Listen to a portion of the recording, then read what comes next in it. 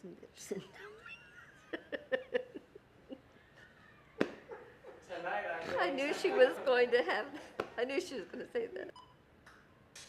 My pastor calls me a loose cannon. I guess he's right. Gotta look at each other.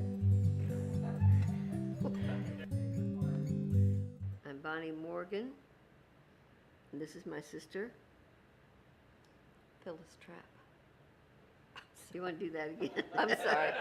Bonnie, tell me what you had for lunch today. Snits and dumplings. Is that a real answer? No. What are you going to have for dinner tonight? Snips and dumplings. My favorite part about having a twin sister is having a buddy for life. Someone throughout your life that knows and understands you like no one else.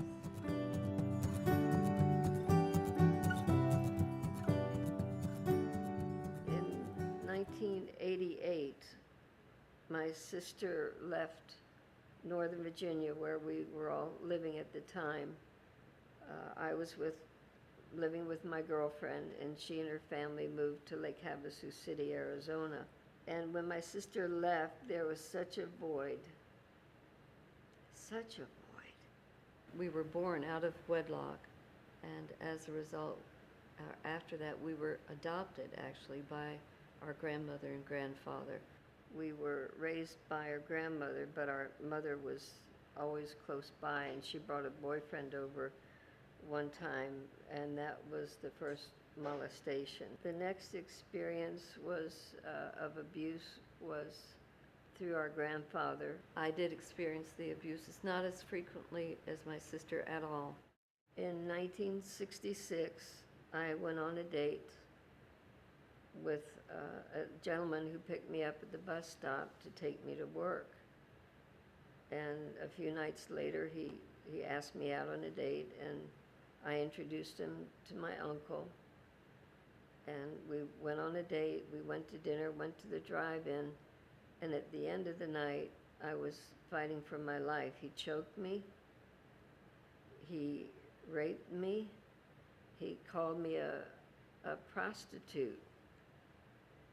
It was a shock. I was a virgin up until that time. And I thought I was going to die that night. I found out I was pregnant and got a legal abortion. And that really threw me into a tailspin.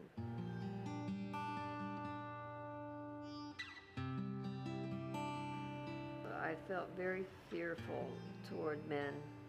I didn't trust them very much. I was not trying to attract men. My sister and I talked about everything else except that.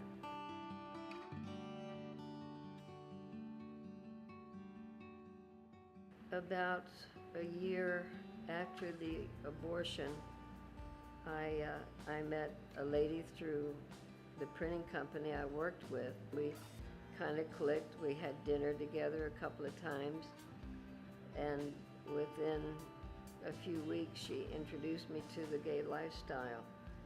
I wanted just to be held. I really did. I just wanted to be held and comforted and protected. I wasn't thinking sexually at all. But it happened, and when it happened, I felt ashamed. But she introduced me to a whole new community that I felt I belonged in, that I felt safe with. That was what I felt in the beginning. I identified as a lesbian for 21 years. I was with many partners. I lived with 3 partners. I would move from one end of the country to the other end, back and forth. After experiencing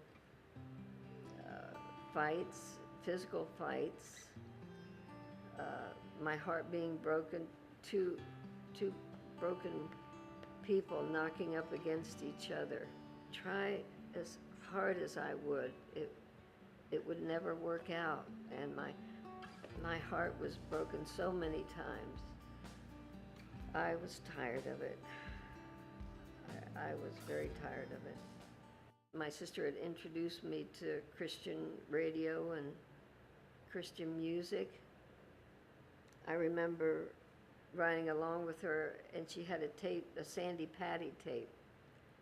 And when I heard that music, something just lifted up in my spirit, and I just said, wow, that lady, she's something else. Greg Laurie came to Northern Virginia, and November 20th, 1988, I gave my heart to the Lord. And my girlfriend was at the same meeting, and at the end of the meeting, I found out she had given her life to the Lord as well. And from that day until now, I have never wanted to be in that lifestyle. I found what I was looking for, and that was peace. It was peace. At the time when I was in the lifestyle, I did feel that I was born gay. But after being out of it for 25 years and certainly looking back, I see why these feelings happened.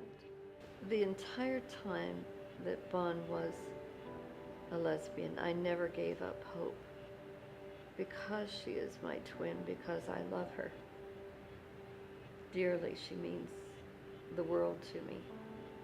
You don't give up on anybody that you love.